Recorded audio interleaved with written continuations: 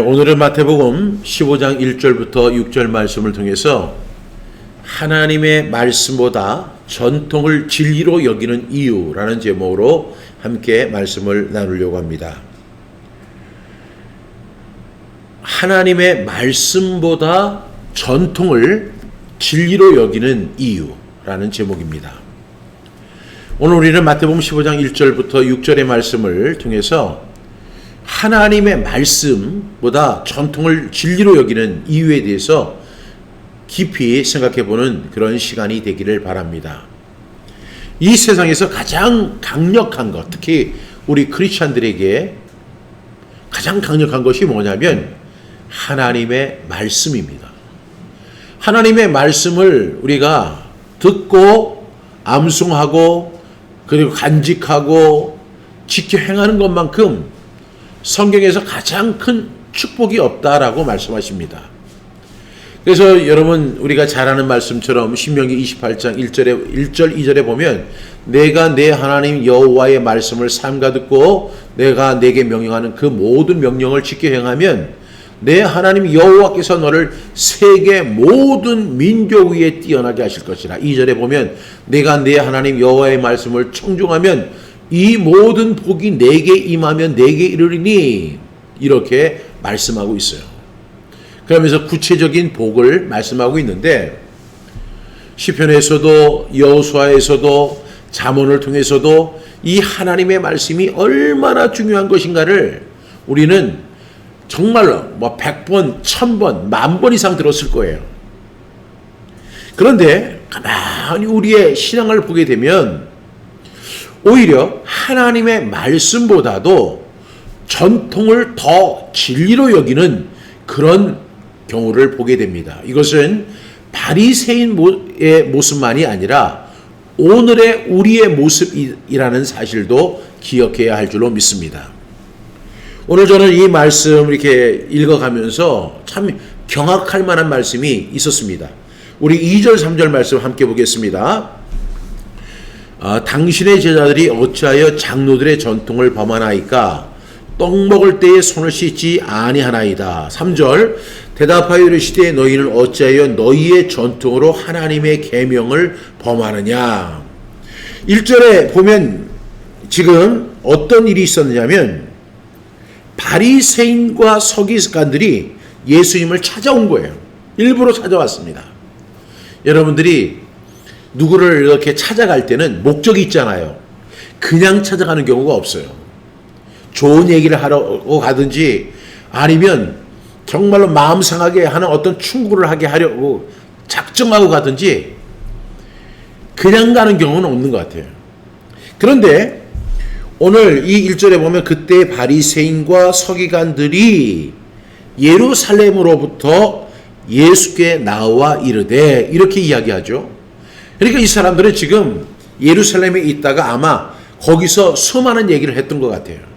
그러면서 아주 분노 게이지가 여기까지 이렇게 올라와 가지고 예수님을 찾아가서 항의를 하는 그런 모습입니다. 그런데 2절에 와서 이렇게 이야기하죠. 당신의 제자들이 어찌하여 장로들의 전통을 범하나이까? 이렇게 이야기해요. 왜 당신의 그 제자들 장로들의 전통을 깹니까? 이렇게 하면서 막 항의를 하는 거예요. 그래서 그 장로들의 전통을 깨는 게 도대체 무슨 일인가 살펴보니까 떡 먹을 때에 손을 씻지 아니하는 것이 장로의 전통을 깨는 것이라고 그들은 주장하는 거예요. 여러분 한번 생각해 보세요. 지금 이 장로의 전통 가운데 이게 떡을 먹기 전에는 손을 씻으라고 하는 전통이 있습니다. 그런데 이 전통에 휩싸여 있는 사람들은 이게 굉장히 큰일이에요. 아니 저 사람 보니까 떡을 먹는데 손을 안 씻고 먹는 거예요.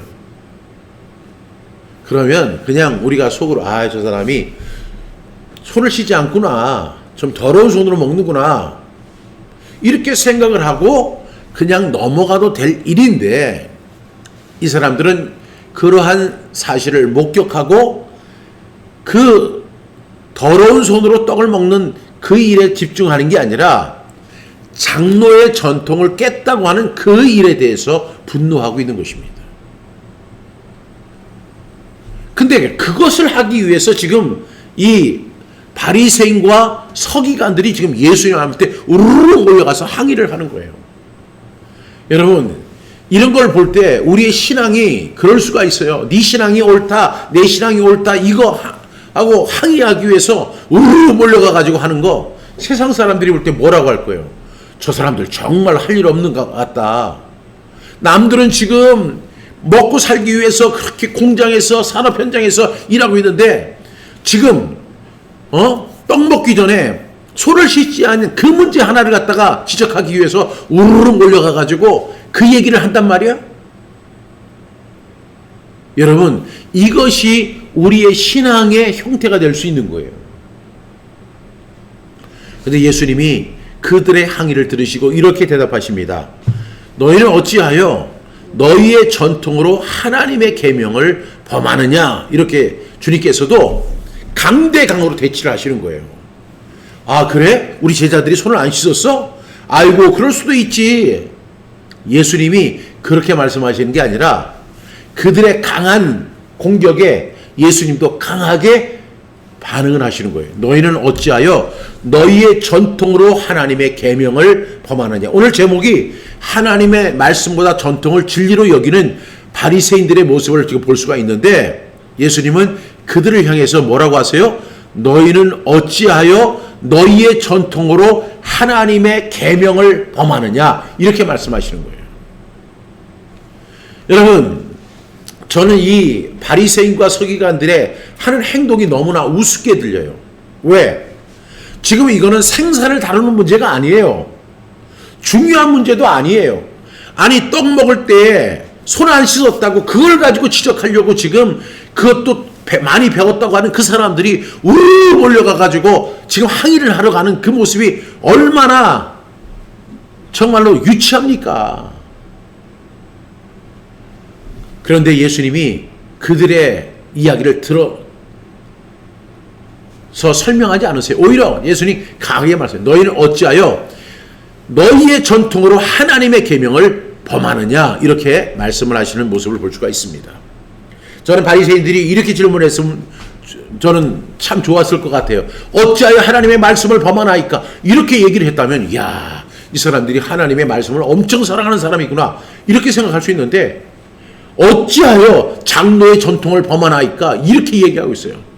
그게 도대체 뭔데? 물어보니까 떡 먹을 때 손 씻지 아니한 거, 그거 하나 가지고 그렇게 열을 내고 화를 내고 그것을 가지고 지금 막 몰려가 가지고 농성을 하고, 야, 이런 것을 볼 때 우리 이런 신앙생활 하지 말아야 된다 생각합니다. 여러분, 이런 걸 보면 정신나간 목회자를 보는 것 같아요. 하나님의 말씀은 안중에도 없고 오로지 그냥 자리, 그리고 자기의 이익, 그래가지고 그런 거에 혈안이 되어 있는 목회자를 보는 거예요. 목회자가 뭐예요? 하나님의 말씀 증거하는 것에 자기 생명을 거는 사람들이 목회자예요. 그런데 아니 어떻게 보니까 그 교회에 이렇게 행사가 있을 때 앞자리에 앉고 윗자리에 앉는 거, 그런 거 가지고도 하고 좀 밑에 좀 앉아 있으세요. 그러면 그것에 대해서 분노하고, 그리고 갈 때 어떤 사람은 20만 원 주고 어떤 사람은 5만 원 줬다고 그거 가지고 우르르 분노하고. 아니, 도대체 이 정신 나간 그런 목회자들처럼 오늘 이 바리새인과 서기관들이 엄청 정신이 나갔어요. 왜 그러냐? 이 사람들은 지금 본질을 보지 못하고 있기 때문에 그런 거예요. 본질보다는 그 전통, 이런 것에 지금 아유 쌓여 있어서 그 전통 때문에 아주 자기의 목숨을 거는 그런 날파리 같은 모습을 보게 됩니다. 물론 오늘 제가 이 전통에 대해서 이렇게 설명을 하니까 전통이 나쁜 것이다, 이런 것은 아닙니다. 전통은 우리가 살아가는 데 있어서 중요한 역할을 하죠. 그래, 가족의 전통이 있고 또 문화의 전통이 있고, 그래서 그런 것들이 우리의 정체성을 형성하고 그 세대에서 세대를 이어지게 하는 그런 가치를 전달하는 그런 것들이 바로 전통이기도 합니다. 근데 중요한 것은요, 전통이라는 거 중요하지만 전통보다 하나님의 말씀이 더 중요한 거예요. 근데 하나님의 말씀은 하나도 안 중요하고 전통만 중요하게 여긴다고 한다면 그 사람은 지금 본질에서 벗어난 것입니다. 전통은요, 하나님이 세우신 전통이 아니에요. 사람이 만든 거고, 하나님의 말씀은 그대로 하나님의 말씀인 것입니다. 하나님의 것입니다. 여러분, 이런 것들이 바로 그 하나님의 말씀보다 전통을 더 사랑하는 사람들이 바로 뭐예요? 무속신앙인 거예요. 이게 잘못된 신앙이에요. 오늘 우리가 마태복음 15장 1절부터 6절 말씀을 같이 읽었는데, 그 예수님은 바리새인과 서기관들이 전통을 고수하고 오히려 하나님의 계명을 무시하는 모습을 지적하고 계시는 거예요. 하나님의 말씀보다 전통을 더 중요하게 여기고 전통을 더 진리처럼 여기는 그들의 모습을 지적하고 있습니다. 이것이 비단 바리새인과 서기관만의 모습은 절대로 아닙니다. 오늘 예수님께서 지적하신 내용이 바로 부모를 공경하라는 하나님의 명령을 전통으로 무효화시킨 그 사례를 설명합니다. 이것이 이제 고르반이라고 하는 그런 문제였는데, 이 부분에 대해서는 마가복음 7장 11절부터 13절에 고르반이라고 하는 제도에 대해서 설명하고 있습니다. 여러분, 이게 고르반이라는 게 뭐냐면, 저를 한번 잘 보세요. 우리가 이제 재물이나 물건을 하나님 앞에 바친다고 이렇게 선언하면서 부모에게 제공해야 할 재정적 지원을 회피하는 거예요. 그래서 아니, 너 왜 부모님한테 이렇게 공경을 안 해? 부모님 지금 어려운데 지금 네가 왜 지원 안 해? 나 하나님 앞에 다 드렸어. 그러니까 나 부모님 공경 안 해도 돼. 이렇게 얘기하는 것이 고르반입니다. 이것이 바로 대표적인 전통을 하나님의 말씀보다 더 중요하게 여긴 사례라는 거예요. 예수님이 이걸 지적하시면서 바리새인과 서기관들을 책망하시는 것입니다. 그들은 그래요. 성경에 보면 내 부모를 공경하라. 그리고 내 부모가 늙어서 이제 경제적인 능력이 없을 때 자녀들이 부모를 공경해서 먹고 살게 해줘라. 그런데 안 하는 거예요. 왜 안 해? 그랬더니 내가 우리 부모님한테 공경할 돈이 있었는데 이거 하나님 앞에 다 드렸어. 그러니까 나는 면제받는 거야. 이게 고르반 제도입니다. 이것을 예수님은 뭐라고 하세요?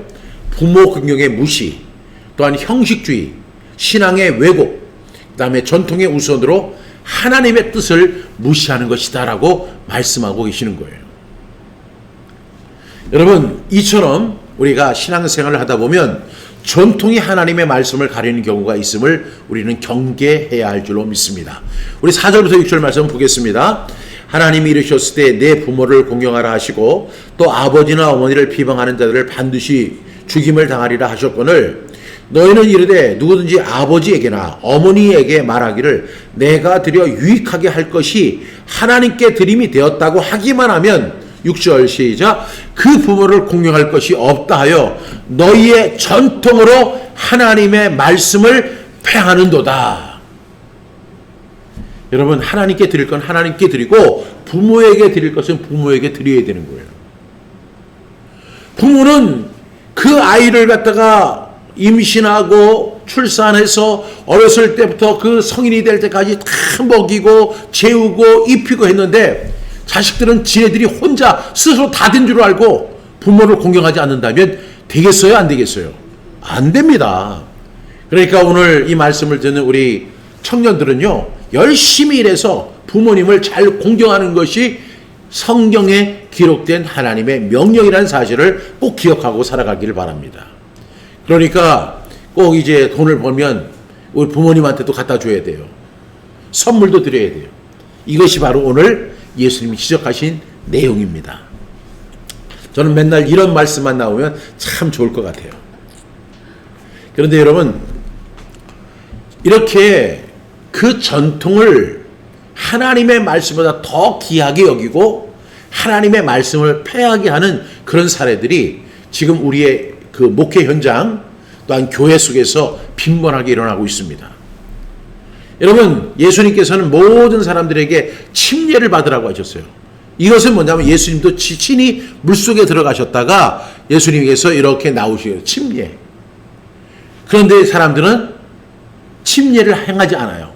전통으로 세례를 만들어 놓고 세례가 침례를 대체할 수 있다라고 주장하는 거예요. 아니, 침례 받는 것이 뭐가 그렇게 힘들다고 그렇게 손가락을 찍어가지고 세례라고 하는, 이름도 틀리게 세례는 죄를 씻는다는 의식이고 침례는 물에 잠긴다는 거예요.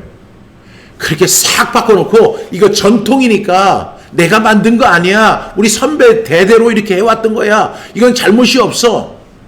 여러분, 그것이 바로 하나님의 명령, 예수님의 명령을 위반하는 거예요. 그러므로 너희는 가서 모든 민족을 제자로 삼아 아버지와 아들과 성령의 이름으로 침례를 베풀고, 그렇게 하였어요. 물속에 집어넣으라는 거예요. 그것은 내가 주님과 함께 죽었다가 다시 살아나는 수장을 의미하는 거거든요. 그런데 많은 목회자들이 그냥 세례를 행하면서 이게 전통이에요, 이게 올바른 거예요. 어떻게 그게 올바른 거예요? 성경 아무리 찾아봐도 세례를 정당화시키는 거는 하나도 없어요.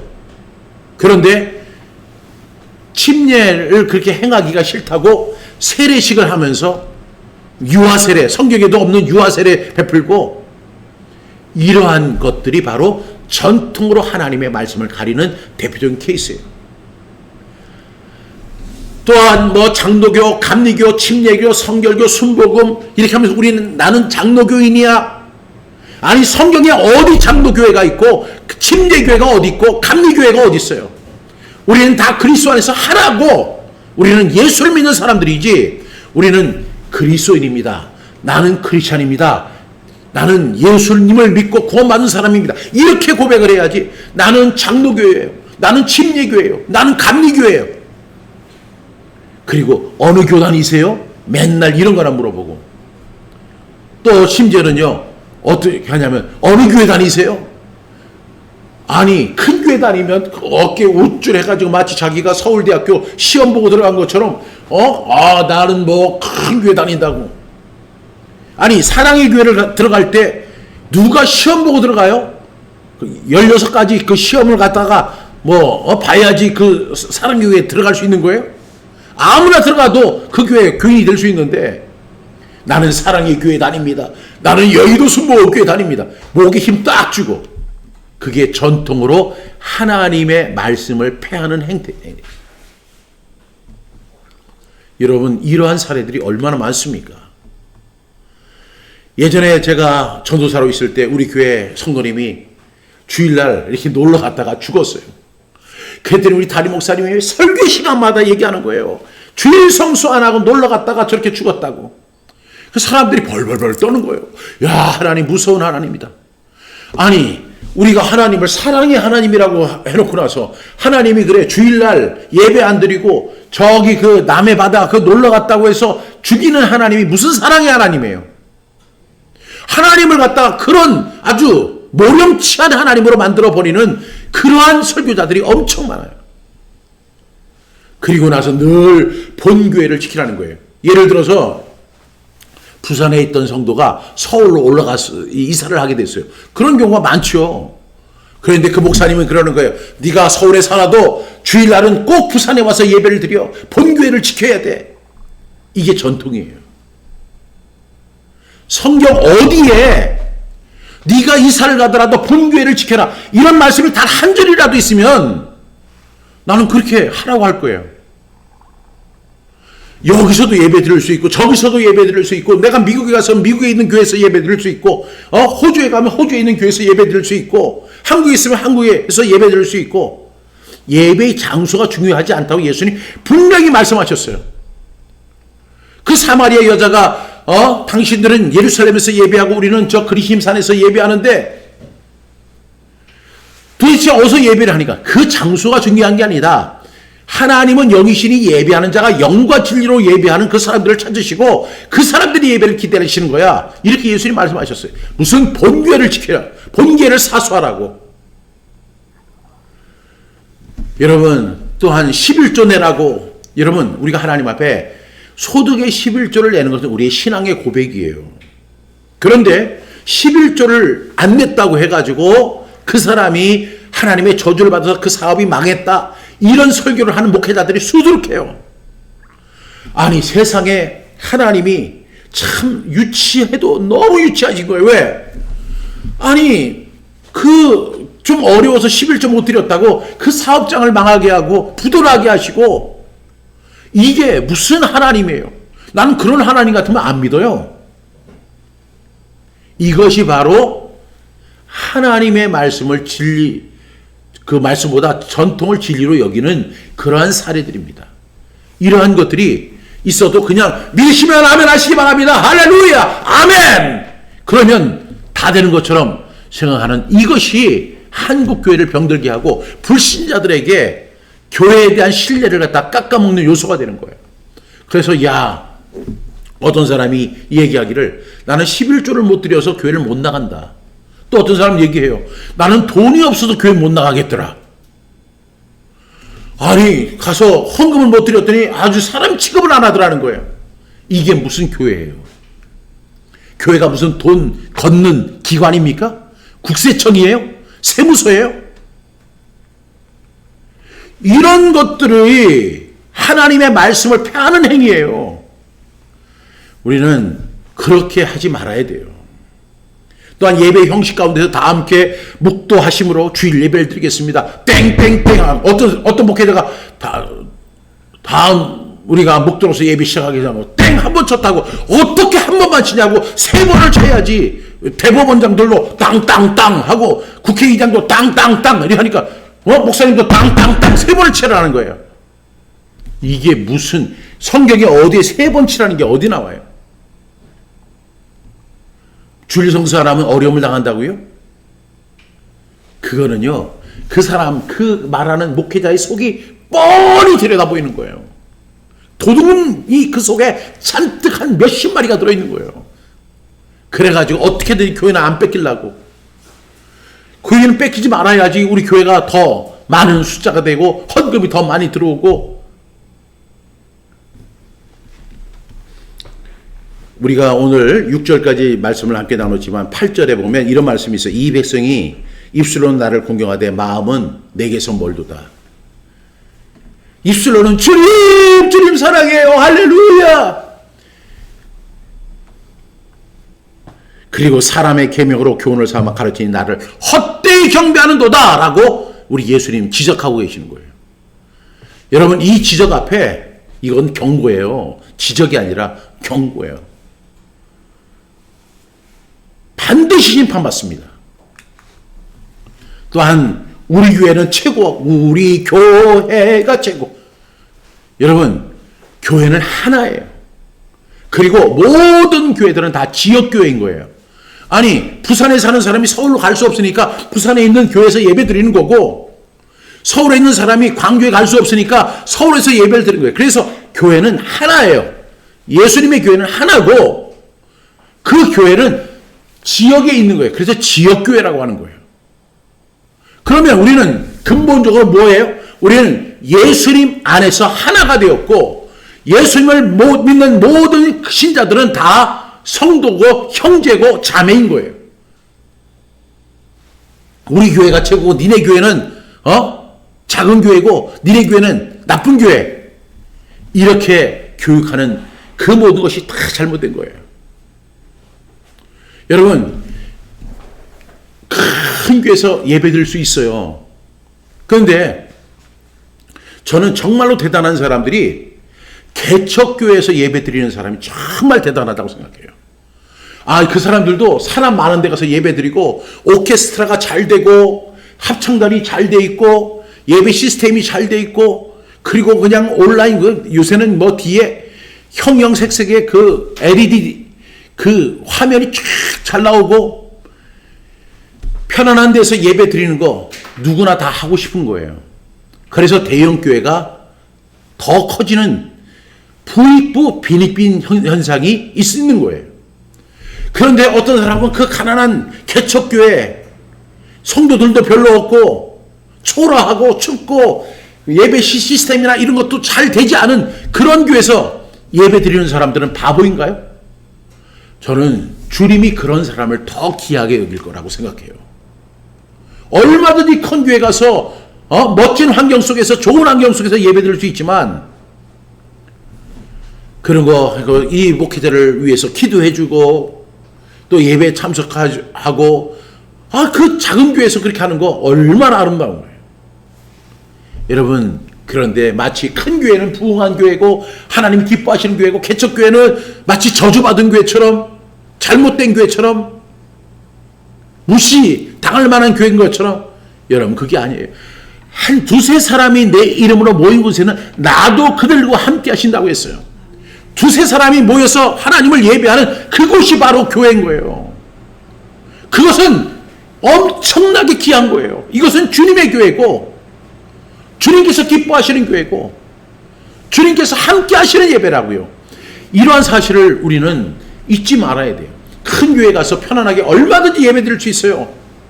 어서 오세요 환영받으면서 좋은 자리에 앉아서 오케스트라, 그리고 성가대, 멋진 성가대 찬양도 들어가면서 얼마든지 예배 드릴 수 있어요. 여러분, 이러한 것들이 바로 하나님의 말씀보다 더 강하게 나타난다면 이것은 다 전통이고 하나님의 말씀을 폐하는 그런 일들입니다. 그러면 여러분, 왜 사람들이 하나님의 말씀보다 전통을 더 진리로 여길까요? 그 이유를 제가 세 가지로 설명할게요. 첫 번째는요, 편리함 때문에 그렇습니다. 이 전통이라는 것은 사람들이 이렇게 처음부터 이렇게 자기한테 적용을 해왔기 때문에 자기에게 굉장히 익숙하고 편리합니다. 그래서 사람들은 전통을 잘 따라가는 거예요. 그런데 하나님의 말씀의 특징이 뭐예요? 하나님의 말씀은 우리를 도전하게 하고 우리를 불편하게 만드는 거예요. 여러분, 이렇게 냇가에 이렇게 보면 살아있는 고기는요, 물에 떠내려가지를 않아요. 살아있는 고기는 물을 내려오는 것을 헤치고 올라가는 거예요. 정말 우리가 살아있는 크리스찬이라면 그 편리한 대로 그냥 둥둥둥둥 떠내려가는 성도 되지 말고, 하나님의 말씀 앞에 도전받고 하나님 말씀 앞에 순종하고 그것이 나를 불편하게 한다 할지라도 우리는 하나님의 말씀대로 살아가는, 그래서 편리함이 아니라 불편함을 선택하는 크리스찬이 되기를 주님의 이름으로 축복합니다. 두 번째는 사회적인 압력 때문에 그래요. 이것을 쉽게 이야기하면 이런 거죠. 우리는 다 그래, 너도 그래야만 해, 이렇게 하는 거예요. 너도 이 사람들이 새벽기도 나와, 그러니까 너도 새벽기도 나와야 돼, 이런 식으로 얘기를 하는 거예요. 이 전통이 항상 사회적 규범과 이렇게 매칭이 돼요. 그러면 그것이 하나 뭐가 되냐면 의무가 돼버려요. 아니, 저 사람도 너보다 더 똑똑한데 저 사람도 새벽기도 나오는데 너는 무슨 통빼라고 새벽기도 안 나와, 이런 식으로 그렇게 사회적인 압력이 가해지는 경우를 많이 볼 수가 있습니다. 여러분, 그래서 이 사람들은 하나님의 말씀보다 전통을 진리로 여기는 거예요. 또 세 번째는 정체성의 혼란 때문에 그래요. 이것을 쉽게 설명하면 오늘 제가 앞에서 설명한 것처럼 본질을 잃어버린 거예요. 본질을 잃어버린 거예요. 이 정체성이라는 게 아이덴티티인데 그 정체성을 잃어버렸기 때문에 뭐가 중요한지를 모르는 거예요. 여러분, 한번 물어볼게요. 하나님의 말씀이 중요합니까? 전통이 중요합니까? 하나님의 말씀이 중요하죠. 그러면 여러분, 하나님의 말씀을 따릅니까? 전통을 따릅니까? 당연히 하나님의 말씀을 따라야 하는데 사람들이 뭘 따르냐면 전통을 따라가요. 그러면 이렇게 해야 돼요. 세례, 성경에 보니까 세례가 아니라 침례입니다. 저는 이렇게 물로 뿌리는 세례가 아니라 침례를 받기 원합니다, 이렇게 이야기를 해야 되는 거예요. 이것이 분명한 본질을 아는 것이고 그것이 말씀에 순종하는 거예요. 왜? 침례 안 받는다고 해서 지옥 가는 건 아니지만 예수님께서 그러므로 너희는 가서 모든 민족을 제자로 삼아 아버지와 아들과 성령의 이름으로 침례를 줘라, 이렇게 말씀하셨어요. 그 침례, 밥티저라고 하는 말은 물에 잠기다라는 뜻이에요. 그러면 우리는 저 세례 이거 안 받을래요. 저는 물속에 들어가는 침례를 주십시오. 내가 그리스도와 함께 장사되었다가 그리스도와 함께 다시 보람을 나는 고백하는 신앙의 표현으로 저는 침례를 받겠습니다. 이렇게 고백해야 돼. 그게 바로 누가 그랬는 줄 아세요? 박종실 목사가 그랬던 거예요. 그래서 제가 장로교 이 가문에서 태어났던 사람이지만 침례교 신학대학을 제가 선택한 이유가 바로 거기에 있었던 거예요.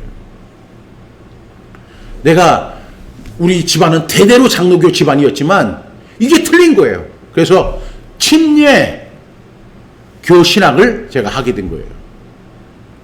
여러분, 이렇게 정체성의 혼란을 다 제거하고 본질을 중요하는 저와 여러분 되기를 주님의 이름으로 축복합니다.